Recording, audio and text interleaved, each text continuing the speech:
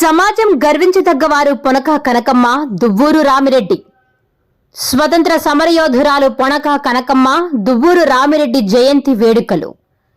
సమాజమే దేవాలయం, ప్రజలే నా కుటుంబంగా, నాకు ఉన్నదంతా సమాజం కోసమేనని తన జీవితాన్ని నిస్వార్థంగా సమాజం కోసం అంకితం చేసిన పొనక కనకమ్మ, కవికోకిల దువ్వూరు రామిరెడ్డి జయంతి ఉత్సవాలు అబిడ్స్ లోని రాజా బహదూర్ వెంకటరామిరెడ్డి భవనంలో శ్రీమతి పొనక కనకమ్మ ఆశయ సాధన సమితి, కవికోకిల రామిరెడ్డి విజ్ఞాన సమితి ఆధ్వర్యంలో ఘనంగా నిర్వహించారు. ప్రముఖ పాత్రికేయులు పాసం యాదగిరి అధ్యక్షతన జరిగిన ఈ కార్యక్రమానికి Telangana press academy chairman Srinivasa Reddy, ప్రముఖ రైతు నాయకులు వడ్డే శోభనాధీశ్వరరావు, మాజీ పార్లమెంటు సభ్యులు మేకపాటి రామ్మోహన్ రెడ్డి, పార్లమెంటు సభ్యులు వేమిరెడ్డి ప్రభాకర్ రెడ్డి, ప్రముఖ జానపద గాయకుడు గోరేటి వెంకన్న హాజరై పొనక కనకమ్మ విగ్రహాన్ని ఆవిష్కరించారు. ఈ సందర్భంగా వారు మాట్లాడుతూ, తన జీవితమంతా బాలికల అక్షరాస్యత కోసం, కులమతాలను రూపుమాపడానికి తన కుటుంబ సభ్యుల ఆస్తితో పాటు తనకున్న ఆస్తినంతా సమాజం కోసం దానం చేసిన గొప్ప మమతామూర్తి పొనక కనకమ్మ అని కీర్తించారు. మహాత్మాగాంధీ స్వాతంత్ర ఉద్యమంలోకి అడుగు పెట్టక ముందు నుండి సమాజ హితం కోరి సమాజ సేవ అనే తన భావజాలాన్ని తనదైన శైలిలో సమాజాన్ని ప్రభావితం చేసిన పొనక కనకమ్మ చరిత్రలో చిరస్థాయిగా నిలిచిపోతుందని కొనియాడారు. సమాజంలో వివిధ రంగాల్లో తమ వంతు కృషి చేసిన పలువురు ప్రతిజ్ఞావంతులను ఈ సందర్భంగా సత్కరించి వారికి 25,000 రూపాయల నగదును బహుమానంగా అందించారు. ఈ కార్యక్రమం సందర్భంగా గోరేటి వెంకన్న తన పాటతో సభను ఉత్సాహపరిచారు.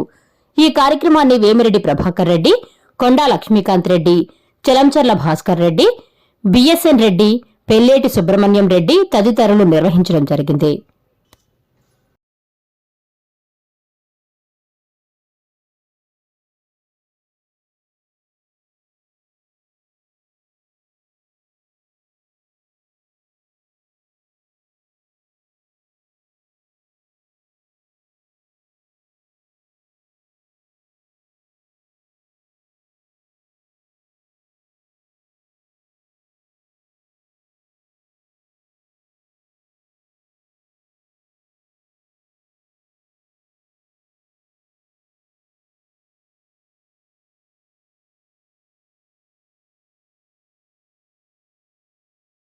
సౌకర్యాలు కానీ రాయితీలు కానీ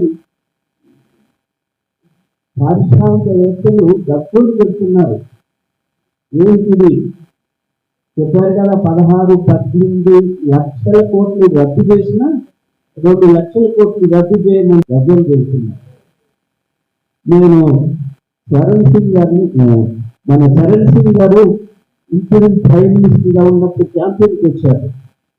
సుబ్బారావు గారిని, నర్మల సుబ్బారావు గారిని, ఆయన జర్నలిస్ట్ ఆల్ ఇండియా రేడియోలో, కానీ రైతు పక్షపాతి చూడగానే ఆయన రైతు అనేటట్టు వేషధారణ ఉండేది. చూస్తారు రమ్య గారి శిష్యుడు. రైతులకు అభిమానం, రైతుల పట్ల అభిమానం ఉండే జర్నలిస్ట్ నేను 5-6 నైతిక చేశారు. చరణ్ సింగ్ గారు వస్తున్నారు, మీరు కలవాలని తీసుకెళ్లారు రాజ్భవన్లో.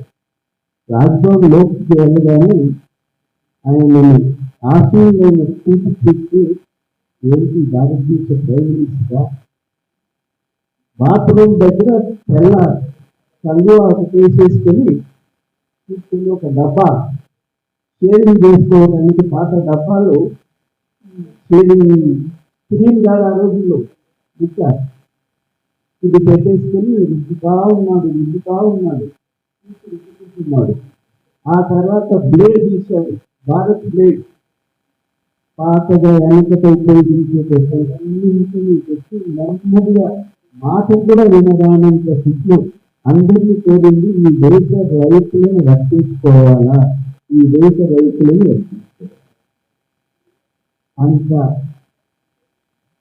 దీన వాయిస్తో ఈ రైతుల గురించి తప్పిపడ్డ వ్యక్తులు ఇవాళ వేదిక మీద ఉన్నారు. కనకమ్మ గారి 133వ నేను వారికి చదివితే